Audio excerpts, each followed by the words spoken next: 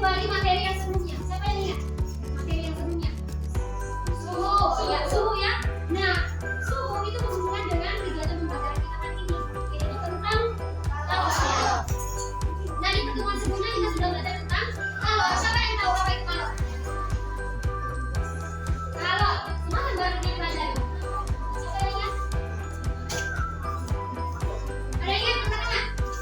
Energi, ya, ya buat yang berpindah dari suhu yang lebih tinggi ke suhu yang lebih rendah. Kalau itu adalah energi yang berpindah dari suhu rendah yang masih tinggi ke rendah yang suhu rendah. Jadi kalau kita memanaskan air, maka energi yang berasal dari api dapat memanaskan atau menaikkan suhu si air. Dan apa tujuan pembelajaran kita hari ini? Yang pertama, melalui kegiatan literasi dan diskusi kelompok, kalian nanti mampu mengidentifikasi contoh perubahan wujud benda akibat kalor dan panas. Nah, kemudian tujuan yang kedua, melalui kegiatan percobaan dan diskusi kelompok, kalian mampu menjelaskan proses melepaskan kalor. Kemudian yang ketiga, melalui kegiatan percobaan dan diskusi kelompok, kalian mampu menjelaskan proses menerima kalor ya. Nah, yang keempat, melalui kegiatan literasi dan diskusi kelompok, kalian mampu menghitung kalor latennya. Nah, yang kelima, melalui kegiatan percobaan dan diskusi kelompok, kalian mampu tentunya menganalisis pengaruh kalor terhadap wujud benda. Nah, yang terakhir, melalui kegiatan percobaan dan diskusi kelompok, kalian mampu nantinya menyajikan hasil penelitian pengaruh kalor terhadap wujud benda. Nah, apa manfaat pembelajaran hari ini? Sebenarnya manfaat pembelajaran hari ini ada hubungannya dengan pembelajaran yang kemarin. Nah, kalau hari ini kalor itu mengubah wujud benda. Misalnya siapa yang tahu contoh perubahan wujud benda dalam kehidupan sehari-hari? Es mencair, iya, es mencair itu sudah pelajaran SD ada ya. Nah, manfaatnya apa? Contoh pemanfaatan kalor dalam kehidupan sehari-hari. Tahu garam? Oh. Garam digunakan untuk apa?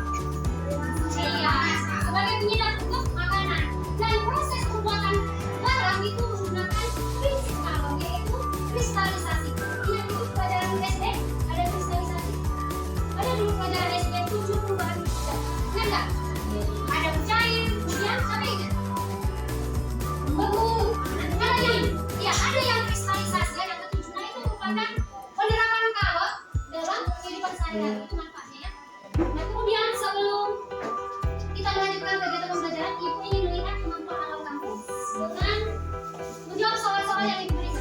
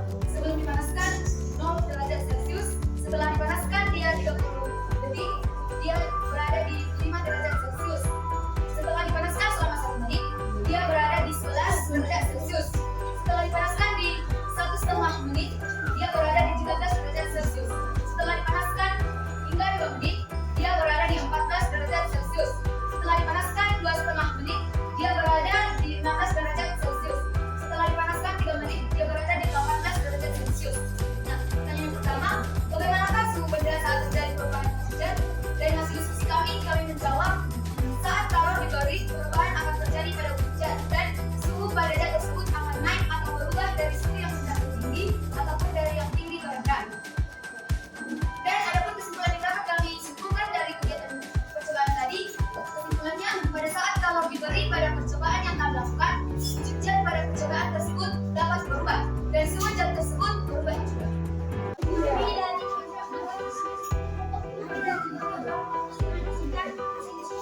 Perhatikan yang lain.